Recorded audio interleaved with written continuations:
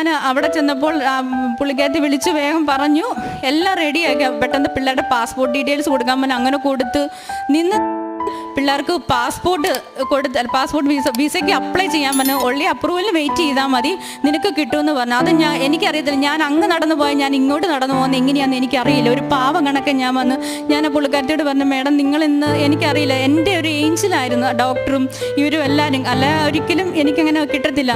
അങ്ങനെ ഒരിക്കലും അവിടെ ഒന്നും കിട്ടാത്ത ഒരു കാര്യം എൻ്റെ പരിശുദ്ധ അമ്മ ഇടപെട്ട് എൻ്റെ ജീവിതത്തിൽ ആദ്യമായി നടത്തിയെടുത്തുന്നു.